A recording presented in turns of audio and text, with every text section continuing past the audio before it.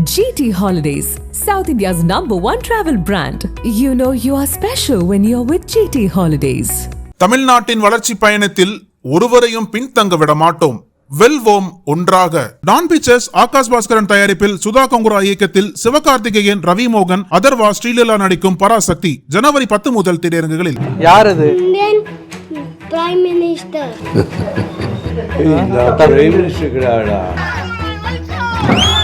Prime மினிஸ்டர்கிட்ட சண்டை போட்டிருக்கேன். இப்படி ஒரு பட்டிக்காட்டுக்கு, அது ஒரு பொங்கல் விழாவுக்கு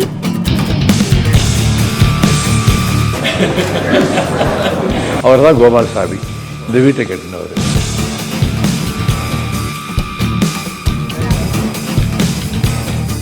யார் அவரு?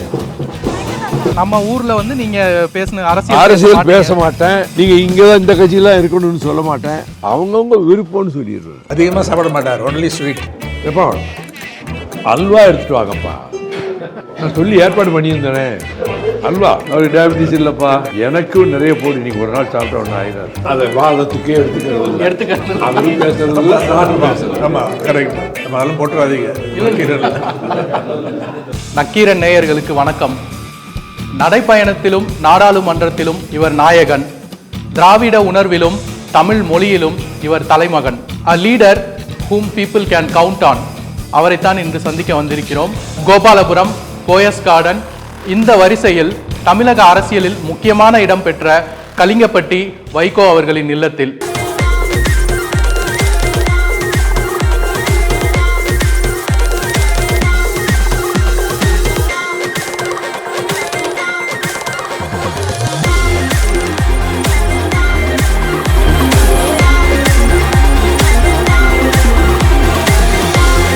நல்ல உயர்ந்த சிந்தனை அரங்கங்களிலே பேச அழைக்கப்படுவார். இப்படி ஒரு பட்டிக்காட்டுக்கு, அது ஒரு பொங்கல் விழாவுக்கு அவர் வருவது என்பது ரொம்ப அபூர்வம்.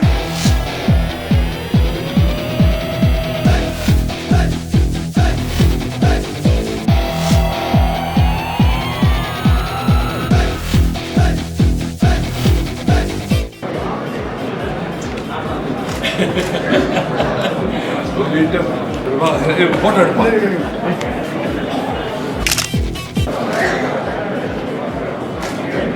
இது வந்து 87 ஆகஸ்ட்.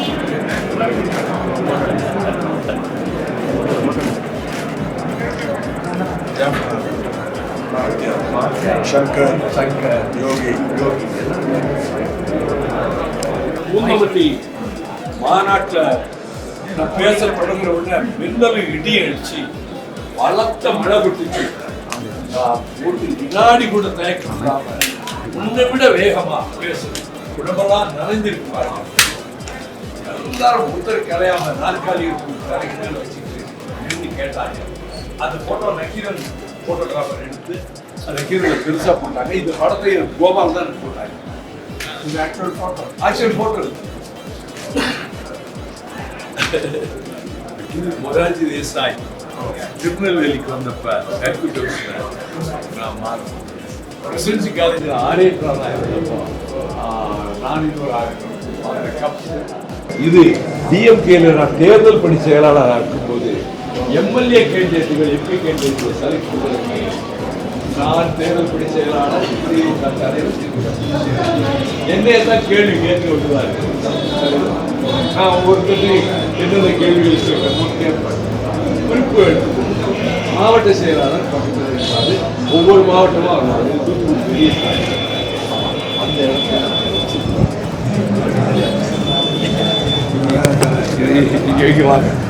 1964 ஆகஸ்ட் 21 அண்ணாவுக்கு முன்னாடி கோகலே ஹாலில் நான் பேசுகிறேன். Presidency first year.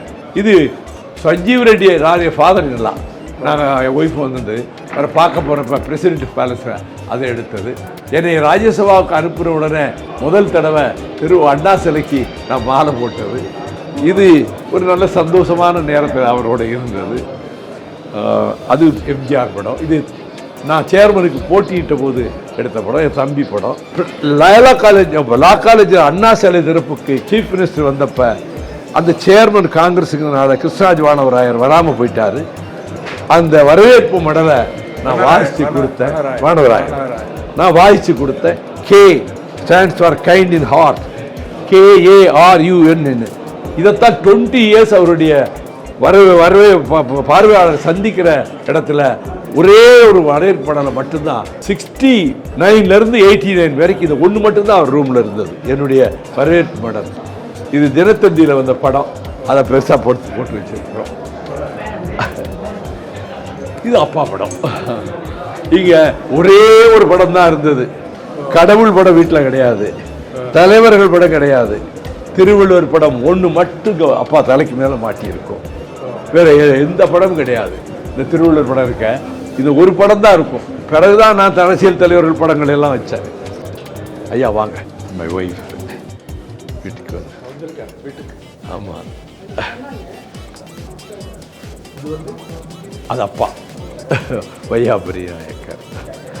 இது பெரியார் படம். இது நான் பிரபாகரன் காட்டில் இருந்த படம். இது பெரியார் படம். இது 9 வயசாக இருக்கும்போது எடுத்த படம், ஸ்கூலில் படிக்கும்போது. பிரசிடென்சி காலேஜில் விக்டோரியா தமிழ் மன்ற தலைவராக நான் இருந்தப்போ பிரின்சிபல் PGL சுவாமி அப்போ எடுத்த படம். PGL சுவாமி. இது வந்து ஷேக் அப்துல்லா, ஃபருக் அப்துல்லா. நான் அவங்க வீட்டில் சேவஸில் நான் படிக்கிற போது, BA படிக்கும்போது எடுத்த படம். Saint Xavier's Palayamkottai, MA Presidency. இது என்னுடைய கல்யாண படம். நாவலர் வந்து நடத்தி வச்சார், கலைஞர் வர முடியாமல். நாவலர் தான் பேசுகிறாரு. இது என் பையன் துரை சின்ன பையனாக இருக்கும்போது எடுத்த படம். இது CB ஹாஸ்பிட்டலில் நாகர்கோவிலில் அப்பா, அது டாக்டர் நோபில், என்னுடைய மூத்த பிரதங்களா, என் மூத்த அக்காவுடைய கணவர் எடுத்த இந்த படம். இது என்னுடைய கல்யாண படம். இது பிரசிடென்ட் சங்கர்தயாள் சர்மா வீட்டுக்கு நாங்கள் போய் எடுத்த படம். இது என்னுடைய ஃபர்ஸ்ட் பிரதங்களா, செகண்ட் பிரதங்களா. இது ஒரு வரைஞ்சி கொடுத்தாங்க அம்மா காலடியில். நான் ஜெயிலிருந்து விடுதலையாக வந்தப்போ அம்மா காலடியில் உட்கார்ந்துருந்த ஒரு ஃபோட்டோ, அதை அவங்க படமாக வரைஞ்சிட்டாங்க. இது பிரைம் மினிஸ்டர் வாஜ்பாயோட சன்னு, என் டாக்டருங்களாம். நாங்கள் கல்யாணத்தை முடிச்சுட்டு டெல்லிக்கு அழைச்சிட்டு போயிருந்தப்போ வீட்டில் விருந்து கொடுத்தாரு. அப்போ வாஜ்பாய் எடுத்த படம். என்னுடைய கிராண்ட்ஃபாதர் இந்த வீட்டை கட்டினவர் இறந்த பிறகு எடுத்த படம். அவர் இறந்த பிறகு ஒரு வல்லவெட்டு போட்டு எங்கள் பாட்டியை பக்கத்தை நிற்க வச்சு, அவர் தான் கோபால்சாமி இந்த வீட்டை கட்டினவர். இது என்னுடைய செகண்ட் பிரதர்லா, செகண்ட் சிஸ்டருடைய ஹஸ்பண்ட், அவர் பேர் கோபால்சாமி தான். இவர் ஜான் சங்கரப்பனுடைய மூத்த சிஸ்டருடைய கணவர். என்னுடைய first daughter Ragi Sanila, second daughter யூஎஸில் இருக்கிறது இந்த இருக்கா, அவர் ஹஸ்பண்ட் ஜான். இது என் தம்பி பையன் ராஜேஷ், இப்போ கனடாவில் இருக்கிறான். அந்த கடைசியில் இருக்கிற படம் அவன் ஒய்ஃபு. என் தம்பி 2வது பையன் இந்திரஜித், அவன் ஒய்ஃப் படம்.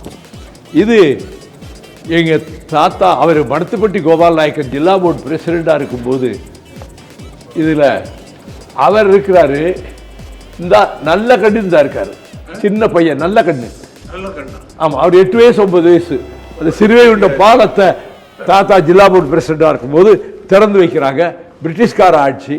அப்போ நல்ல கண்ணு அந்த நிகழ்ச்சிக்கு போயிருக்காரு. இங்கே அங்கே ஒரு சாய்பு ஹோட்டலில் இந்த படம் இருந்தது. இது அப்பா படம், அம்மா படம்.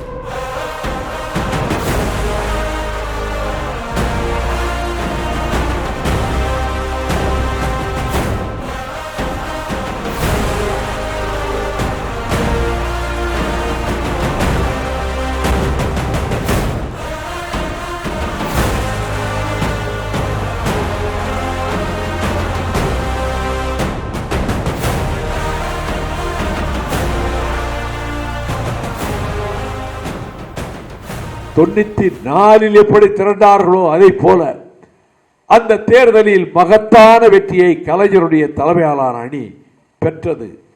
அந்த பிரமாண்டமான வெற்றிக்கு என்ன காரணங்கள் என்று 5 காரணங்களை எழுதி, 3வது காரணம், இந்த வெற்றிக்கு முக்கிய காரணம் வைகோஸ் கேம்பெயின், வைகோவின் பிரச்சாரம் என்று இந்து பத்திரிகை எழுதியது. NLC-யை பிரைவேட்டைஸ் செய்யக்கூடாது என்று அடல்ஜியிடம் கேட்டுவிட்டு, வளர்ப்பு சுவிகார புத்திரன் என்று என்னை பீகாரிலே போய் சொல்லி இருக்கிறீர்கள், நான் பிறந்த தமிழ்நாட்டுக்கு நான் நன்மை செய்ய வேண்டாமா? என் கட்சி செய்ய வேண்டாமா? ஏதாவது ஒரு நல்ல பெயர் எனக்கு கிடைக்க வேண்டாமா? இதை நீங்கள் செய்து கொடுத்தால் எடுக்கப்பட்ட முடிவை வைகோவால் மாற்ற முடிந்தது, பிரதமர் ஏற்றுக்கொண்டார் என்று என் மாநிலத்து மக்கள் என்னை பற்றி மனதிலே நினைப்பார்கள் அல்லவா என்றவுடன் கண்களை 2 நிமிடம் அமைதியாக மூடிக்கொண்டிருந்த வாஜ்பாய் அவர்கள், yes, I agree, NLC will not be privatized. We have withdrawn the disinvestment policy. என்ன நெய்வேலி நிலக்கரி நிறுவனத்தை நாங்கள் தனியார்மயமாக்கவும் மாற்றம் உண்டு. Shall I tell the press? இதை பத்திரிகைகளுக்கு சொல்லலாமா? இப்பொழுதே இங்கிருந்தே என் பக்கத்தில் இருந்து கொண்டே என் செயலாளர் அழைத்து தொடர்பு ஏற்படுத்தி கொடுக்கிறேன், நீங்கள் விரும்புகிற பத்திரிகையிடம் சொல்லுங்கள் என்றார். நான் இந்து பத்திரிகை அலுவலகத்துக்கு அடிக்கடி செல்லுகிறவன். அதுவும் ஜி.கே. ரெட்டி தலையங்கங்கள் எழுதி கொண்டிருந்த காலத்தில், தொடக்க காலத்தில் விடுதலை புலிகளை பற்றி தமிழ்நாட்டுக்கு அதிக செய்திகள் போட்டதே இந்து பத்திரிகை தான் தொடக்க நாட்களிலே. அப்படி அந்த இந்து பத்திரிகையினுடைய அங்கே இருக்கக்கூடிய பத்திரிகையுடைய தலைவரிடத்தில், நிருபர்கள் தலைவரிடத்தில், நெய்வேலி நிலக்கரி நிறுவனம் தனியார்மயமாக்கும் முடிவை பிரதமர் வாஜ்பாய் ரத்து செய்து விட்டார், அது ஆக்கப்பட மாட்டாது என்ற போது, இதை நாங்கள் பத்திரிகையிலே வெளியிட வேண்டுமானால் என்ன ஆதாரம் என்று கேட்டார். நான் பிரதமர் வாஜ்பாய் பக்கத்தில் இருந்து கொண்டுதான் பேசுகிறேன், நம்பிக்கையோடு போடுங்க, நான் பொய் சொல்ல மாட்டேன் என்றேன். அவர்கள் அதே போல வெளியிட்டார்கள். இந்து பத்திரிகையின் முதல் பக்கத்திலே அது வெளியிடப்பட்டது. நான் வேலூர் ஜெயிலை விட்டு வெளியே வந்தேன். இப்போ இவ்வளவு பெரிய ரோஜா மாலையை ஐயாவுக்கு போட்டோம்ல, அதை விட பெரிய ரோஜா மாலையை தூக்கி கொண்டு வந்து என் வீட்டுக்கு வந்து என் கழுத்திலே சூட்டி என்னை பாராட்டுகிற அளவுக்கு உயர்ந்த பண்பாடு கொண்டவர் ஐயா ராம் அவர்கள். போபஸ் பேரங்கி பேர ஊழலை அக்குவேறு ஆணிவேராக சித்ரா சுப்பிரமணியம் ஐரோப்பியா கண்டத்திலிருந்து அனுப்பி வைக்க, அதை ஒவ்வொரு நாளும் 2 பக்கம் 3 பக்கம் போடுவதற்கு ஐயா ராம் அவர்கள் காரணமாக இருந்து, அந்த காலகட்டத்திலே அவர்கள் நல்ல உயர்ந்த சிந்தனை அரங்கங்களிலே பேச அழைக்கப்படுவார். இப்படி ஒரு பட்டிக்காட்டுக்கு, அது ஒரு பொங்கல் விழாவுக்கு அவர் வருவது என்பது ரொம்ப அபூர்வம். நானே அவர் இசைவு தருவாரா மாட்டாரா என்று மனதுக்குள் எனக்கு ஒரு கவலையும் சந்தேகமும் இருந்தது. ஆனால் நான் அழைத்தேன், வருகிறேன் என்று ஒப்புக்கொண்டார்கள். நம்ம ஊருக்கு வந்திருக்கிறார்கள். இந்த நிகழ்ச்சிக்கு வந்து பெருமைப்படுத்தி எங்கள் கிராமத்துக்கு பெருமை தந்ததற்காக இந்து குடும்பத்தினுடைய முக்கியமான அங்கத்தினரான சகோதரர் ராம் அவர்களுக்கு எங்கள் நன்றியை தெரிவித்து, பொங்கல் வாழ்த்துக்களை தெரிவித்து, நீங்கள் 100 ஆண்டு கடந்து தேக ஆரோக்கியத்தோடு பத்திரிகை துறையிலும் ஜனநாயகத்தை காக்கின்ற முனைகளிலும் நீங்கள் மென்மேலும் சிறப்பீர்கள். எங்களுக்கு நிறைய கதைகள் உண்டு. அவர் 1980s அவருடைய நெருங்கிய பழகி இருக்கிறேன், பர்சனலாகவும் பழகி இருக்கிறேன், அரசியல் விஷயங்கள்லையும் நிறைய பேசி கொண்டு இருக்கிறோம். மறக்க முடியாத சம்பவம், அவர் அதை சும்மா தொட்டார். அதை அவருடைய முக்கியமான அந்த பாத்திரத்தை அவர் வெளியில் கொண்டு வரல. அது என்னன்னா, அந்த பொஃபோர்ஸ் 1989 அப்போ ஒரு டென்ஷன் உள்ள நேரம், எங்களுக்கு ஒரு நெருக்கடி மாதிரி வந்தது. கிட்டத்தட்ட 12 மணி நைட்டில் அவர் ஃபோன் பண்ணிவிட்டு, நான் தாஜ் மான்சிங் ஹோட்டலில் இருந்தேன், நல்லா ஞாபகம் இருக்குது. அப்போ வந்தார், அவருடைய ஆதரவை தெரிவித்தார். பர்சனலாகவும் அரசியல் ரீதியாகவும் ஆதரவை தெரிவித்தார். அந்த விஷயத்தை ரொம்ப ஆழமாக அதை படித்து அவருக்கு தெரியும். அந்த பொஃபோர்ஸ் அந்த புலனாய்வை, அந்த இன்வெஸ்டிகேஷனை, அதை பற்றி அதிகமாக பேச தேவையில்லை. அப்போ என்ன சொன்னார்னா, எனக்கு சில கஷ்டம் வரும்போது கூட நீங்கள் என்னோட இருந்திருக்கீங்க, அது ஐ ரெசிப்ரோகேட் என்று அப்போது சொன்னார். வைகோ அவர்கள் பெரிய பேச்சாளி, அது எல்லாருக்கும் தெரியும், சிறந்த ஆர்கனைசர். ஆனால் அது சொன்னால் போராது, பல பேர் பேசிடுவாங்க, கவர்ச்சிகரமாக பேசிடுவாங்க. அதுக்கு ஷேக்ஸ்பியர் ஒரு வார்த்தை, ரொம்ப சிறந்த அழகான வார்த்தை ஆங்கிலத்தில் சொன்னார், சவுண்ட் அண்ட் ஃபியூரி சிக்னிஃபையிங் நத்திங். வெறும் சவுண்ட் இருக்கும், ஃபியூரி ரொம்ப ரொம்ப ஃபியூரிக்கு என்ன சொல்ல, ஆவேசம் இருக்கும், அர்த்தம் இருக்காது, உள்ள அர்த்தம் இருக்காது. அதில் அந்த மாதிரி பல பேச்சாளர்கள் இருக்காங்க, நான் யாரையும் குறிப்பிட்டு சொல்லலை. ஆனால் வைகோவுடைய அந்த ஆவேசமான பேச்சு, அந்த ரொம்ப கவர்ச்சிகரமான பேச்சுக்கு பின்னால் அது என்ன பிரதிபலிக்கிறதுனா, ஆழமாக படிப்பார்.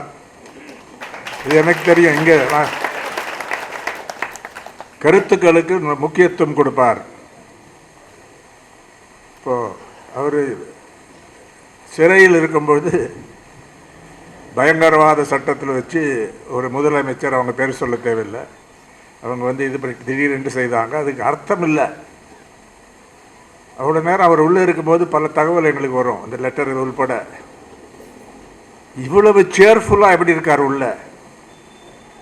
அதுக்கு ஒரு ஆன்சர் ஜவஹர்லால் நேரு என்ன சொல்லியிருக்காரு, சிறைனா எங்களுக்கு என்ன நல்லா என்னதுன்னா படிக்கலாம் நிறையா சிறையில், அது ஒரு பெரிய அட்வான்டேஜ்னு நேரு அந்த ஃப்ரீடம் ஸ்ட்ரகிளில் இருக்கக்கூடிய பல முறை சிலைக்கு போகிறதுனால அது சொல்லியிருக்காரு. அதே மாதிரி ஒரு பிட்டர்னஸ் இல்லாமல், ஒரு கசப்பு உணர்ச்சி இல்லாமல் அந்த சந்தர்ப்பத்தை பயன்படுத்தி கொண்டார். பயங்கரமாக படித்தார். அந்த நேரத்தில் கம்யூனிகேஷன் அனுப்பிச்சார், அதை என்ஜாய் பண்ண மாதிரி இருந்தது. வாலிபால் ஆடினது அதில் ஒரு சர்ப்ரைஸ் எங்களுக்கு. அவர் ஒரு ஸ்போர்ட்ஸ்மேன் எங்களுக்கு தெரியாது, ஆனால் வாலிபாலில் ரொம்ப சீரியஸாக எடுத்து ட்ரைனிங் அங்கே எடுத்து டெய்லி ஆடுவார். அது ஒரு டிசிப்ளின். முற்போக்கு சிந்தனை உள்ளவர், சமூக நீதியில் ரொம்ப ஆழமான பிடிப்பு உள்ளவர், திராவிட இயக்கத்தில் வளர்ந்தவர். அதே நேரத்தில் வழக்கறிஞர், எம்ஏ எக்கனாமிக்ஸ் படிச்சிருக்காரு, ஆங்கிலத்திலும் நல்லா பேசுவார். அதனால் இவ்வளோ ஒரே விஷயத்தில் ஒரே இதில் ஆரம்பித்தேன்னு நினைக்கிறேன். அதில் சில கருத்து வேறுபாடு வந்தது, இருந்தாலும் அது எங்களுடைய நட்பை, நான் அவர் பக்கத்தில் இருந்த அந்த மதிப்பை ஒரு துளி கூட குறையவில்லை.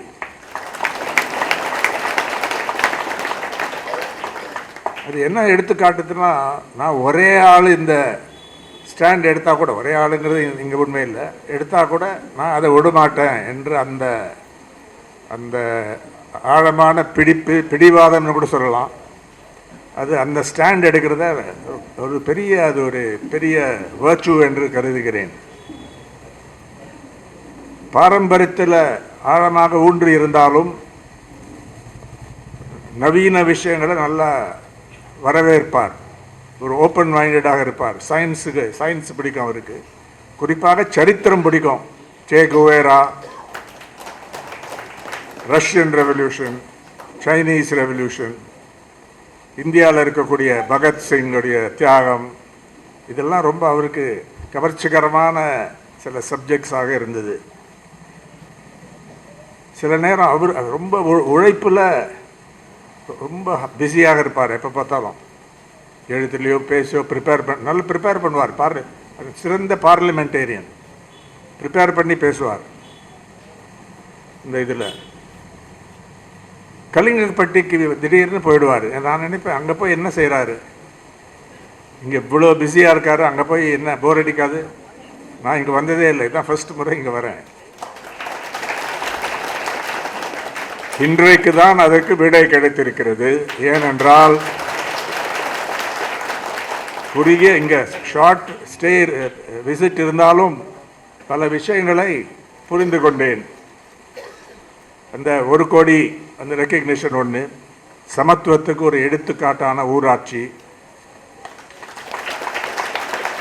ஒரே பெரியல் கிரவுண்ட், ஒரே கிரிமேஷன், எல்லாரும் அங்க. ஜாதி கலவரம் கிடையாது.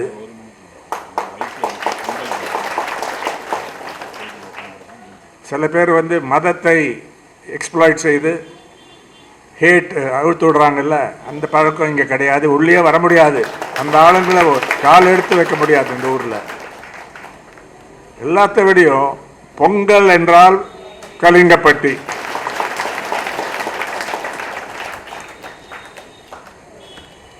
பொங்கலுடைய முக்கியத்துவத்தை நான் எடுத்து சொல்ல தேவையில்லை இங்கே எல்லாரும், ஏன்னா இங்கே ஆழமாக அது ஒன்று இருக்கிறது. வைகோவுடைய குடும்பம் இங்கே வந்து 400-500 வருஷம் இருந்திருக்கு போல் இருக்கு.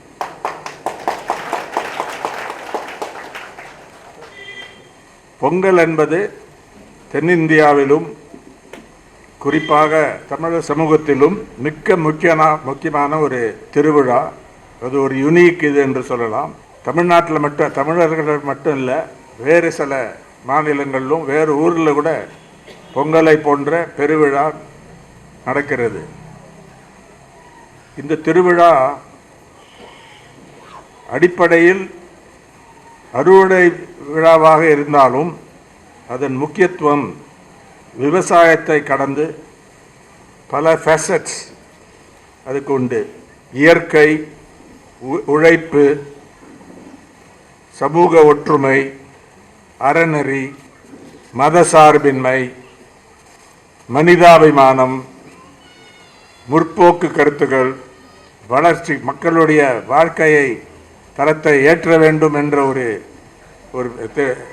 அதற்காக ஒரு திருவிழா. இந்த மாதிரி பல அர்த்தங்கள் அது பொங்கலில் இருக்குது. அதனால் பொங்கலில் நான் வந்து பொங்கல் அன்றைக்கு கலிங்கப்பட்டி ஊராட்சிக்கு வந்தது. குறிப்பாக என் அருமை நண்பர் வைகோ அவர்களுடைய வீட்டில் நடக்கக்கூடிய இந்த செலிப்ரேஷனில் பங்கேற்பதற்கு எனக்கு வாய்ப்பு கொடுத்ததுக்கு ஆழமான நன்றி, மகிழ்ச்சி. உங்கள் எல்லாருக்கும் நான் இன்றைக்கு ஐ விஷ் யூ ஒரு ஹாப்பி பொங்கல்.